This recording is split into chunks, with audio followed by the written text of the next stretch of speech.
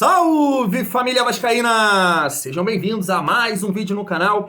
Eu sou o Thiago, você está no canal Vasco em Família. Se não forem inscritos aqui, já dá aquela moral, se inscreve no nosso canal, deixa o like pra gente estar chegando a mais vascaínos e não esquece também de ativar o sininho de notificação para não perder os próximos vídeos e tá sempre por aqui, deixando a sua opinião, o seu comentário, pra gente fazer aquela resenha de vascaíno para vascaíno. Nesse vídeo vai ser o seguinte, a gente sabe aí que tem vários tipos de torcedor. E tem aqueles que analisa esse momento do Vasco como parte do processo. Parte do processo. Acredite, tem esse tipo de torcedor ainda, que defende a todo custo a SAF, a 777 e esse momento que o Vasco está passando.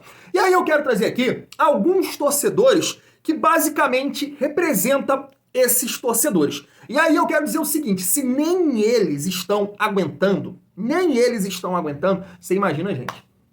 Você imagina, gente, que momento, família vascaína. Na minha visão, na minha opinião, o Vasco hoje é o segundo pior futebol do futebol brasileiro, da Série A. Segundo, só fica à frente do Curitiba. Curitiba, Deus que me livre. Agora o Vasco, perante todos os outros adversários, é o pior futebol. Eu quero trazer aqui um desabafo do Jean Faísca lá no canal Atenção Vascaínos. Cara, eu só fiquei olhando pra cara do Flávio Dias, porque o Jean, ele falou de tudo que o Flávio Dias o defende. Eu vou dar uma passada de pano aqui. Josh, Salgado, Barbieri, jogadores, mas foi um desabafo, cara, e uma análise perfeita. Eu acho que todo vascaíno deve acompanhar aqui os pontos que ele colocou e deixar a opinião de vocês no comentário. Zé Colmeia também, de leve. Sabe que ele torce muito assim, dá aquela passada de pano, ele defende o processo, mas deu uma catucada também de leve, e aí eu quero falar um pouco de bola. Rica Perrone, né? Eu acho que o Zé Colmeia agora concorda com o Rica Perrone, né? Rica Perrone desabafou também. O Vasco não tem nada. E aí, família vascaína, eu tô gravando esse vídeo às 10h48 do sábado, né? Eu tenho um compromisso amanhã de manhã, no domingo, né? Eu vou voltar à minha carreira ali de cinegrafista, né? Vou filmar um futebol, né? Junto aí com meu pai, e aí eu tô gravando esse vídeo. Aí nesse momento, eu tô acompanhando aqui, tá dando São Paulo 1, Goiás 1. Um jogo difícil ali pro São Paulo. Vamos supor que esse resultado continue. E aí eu tô falando aqui, o Vasco é o segundo pior futebol da Série A. Porque o Goiás, você já viu o elenco do Goiás? Sérias limitações. Foi vice-campeão goiano, não foi campeão não. Quem foi campeão foi o Atlético Goianiense. E tá ali empatando um jogo difícil com o São Paulo em 1-1.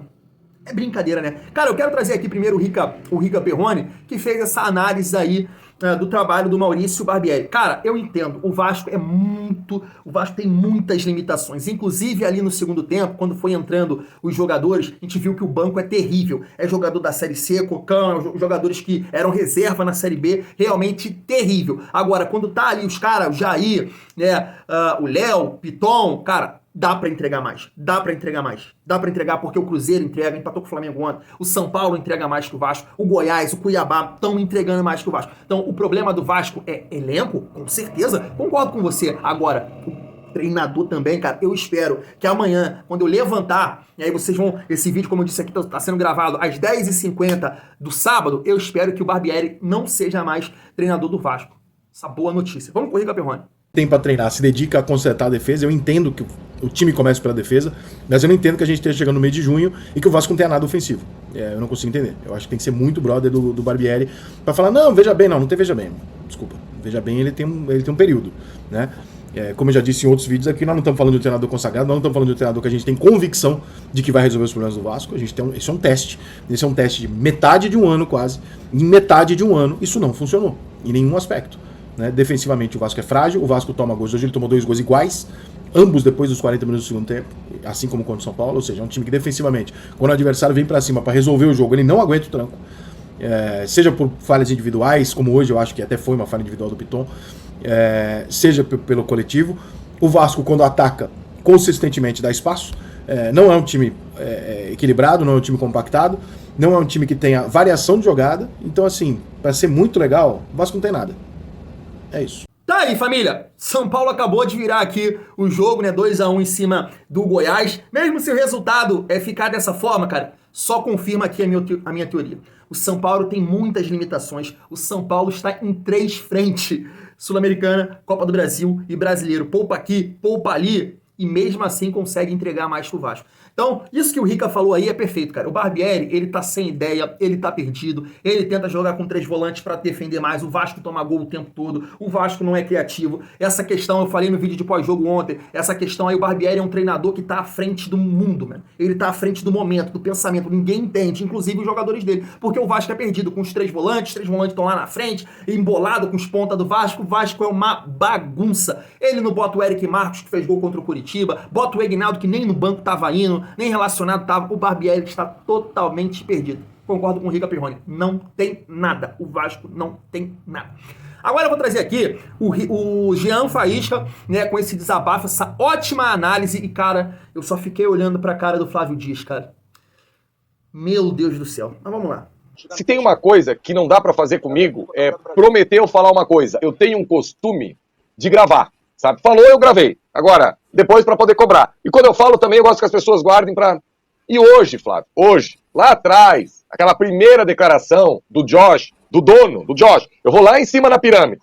O Vasco nunca mais vai enfrentar o seu adversário com diferença de orçamento e piriri pororó.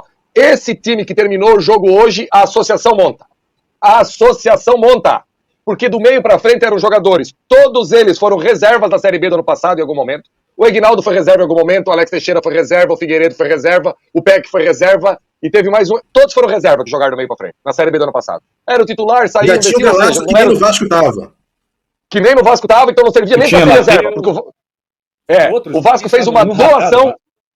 Isso, o Vasco fez uma doação pro Curitiba pra jogar a Série A, chegou lá no Curitiba, não jogou, trouxe de volta, jogou hoje no Vasco. Aí tem o Matheus Carvalho, toda a sorte do mundo dele na carreira, mas não é o momento de jogar no Vasco, entrar no Vasco. Tem o Miranda, que também teve o caso do doping, foi pra cá, foi pra lá, nunca foi unanimidade na equipe do Vasco. O lateral direito era do Juventude, foi pro Atlético Mineiro, não trocou de roupa, o Vasco foi lá e buscou um que não trocou de roupa. Esse time que terminou hoje o campeonato, a associação montar, talvez a associação não iria, claro, comprar o Piton e comprar o Pelé e o Jardim, mas como também não tá 100% pago, a associação cansou de trazer gente e não pagar. Então esse time aí, a associação montava. Esse é o seu Josh. O seu Paulo Brax falou em 3, 4 coletivas. 80, 90% do elenco estará pronto em abril, maio, quando começar o Campeonato Brasileiro. Errou. A gente não tem 50% do elenco. Esse elenco aí teria dificuldade de subir de B para A. Tá? Então, o seu Brax errou. Abel Braga, sentado numa cadeira no CT, o torcedor do Vasco não passa mais vergonha. Eu não aguento mais receber aquele meme do Ricardo Oliveira. Falaram que eu não ia mais sofrer. E eu tô sofrendo, cara. Eu sofro um monte, porque os caras falam as coisas, e quem sofre é o torcedor. Quem sofre é a gente que tá cobrindo esse clube. Então o seu Abel precisa ser cobrado. Porque o Vasco vai ter um time que vai marcar pressão. O Vasco vai marcar o adversário lá em cima. O Vasco vai propor jogo. O Vasco não faz nada disso, cara. O Vasco não faz absolutamente nada disso. Entendeu?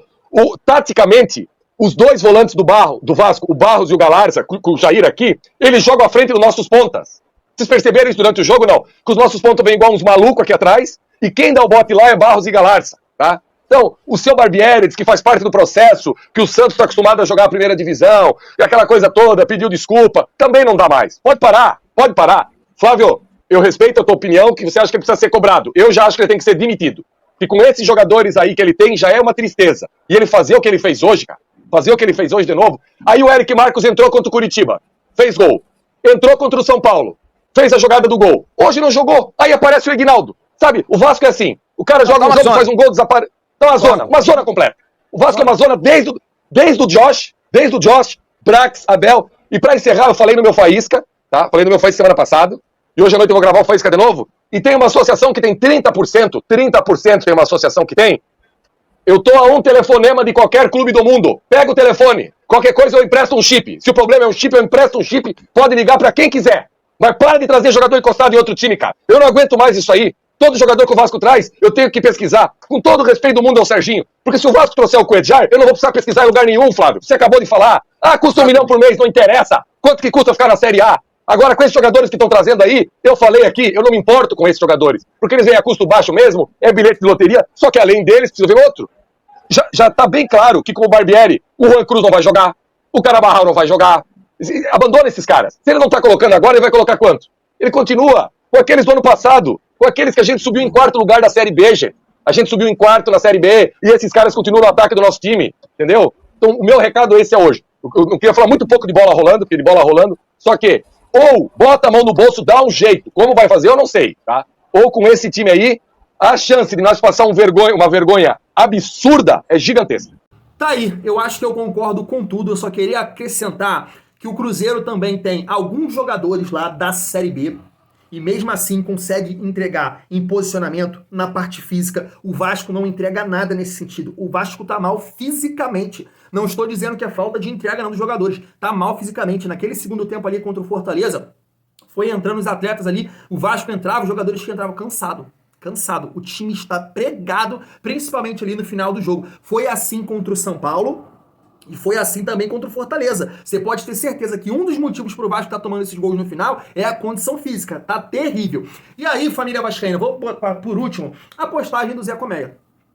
Defende muito a 777, o Barbieri. Ele deu de leve, mas colocou isso aqui, ó. Tá aí, ele colocou uma postagem do Ryan, né, que tava no banco ontem e imagino que ele queria que o Ryan tivesse uma oportunidade ali no jogo, mas ele botou isso aí, ó. O medo de perder tira a vontade de vencer. Eu concordo com ele e aí acho o seguinte, cara, é um conjunto de fatores nessa resposta aqui do Zé Colmeia. Barbieri é medroso, ele não pode ficar no Vasco, mas também o elenco tem carências, principalmente ali com o Herediano. Né? Quando você pega o Jair, quando ele machucou, era interessante, ele já tinha dois volantes em campo, Cocão e Galarça. O que ele faz? Porra, o jogo tá pau a pau, irmão, dá pra gente ganhar também. Vem Cocão e Galarça aqui pra trás, eu coloco o Orediano ou o Peck como meio armador e vou pra frente. Um 4-3-3, mas que me dá a possibilidade também de atacar. Tô equilibrado, com dois volantes, meio armador, só que, por exemplo, o Orediano não quer jogar ali. E muita gente fala assim, o Peck jogou ali na base, o Peck tem que jogar ali, deixou o Orediano aberto na ponta direita. Gente, olha as características do Peck, ele precisa de corredor, ele não dá ali pra jogar ali. Eu entendo que o Orediano tem muito mais característica para jogar como meio armador que o Peck, que ele sabe dar um drible, né, tem qualidade no passe. O Peck é um cara físico, ele precisa de corredor, ele não vai render ali no meio do campo. Então, o Orediano, um cara que você investiu mais de 20 milhões, não é versátil.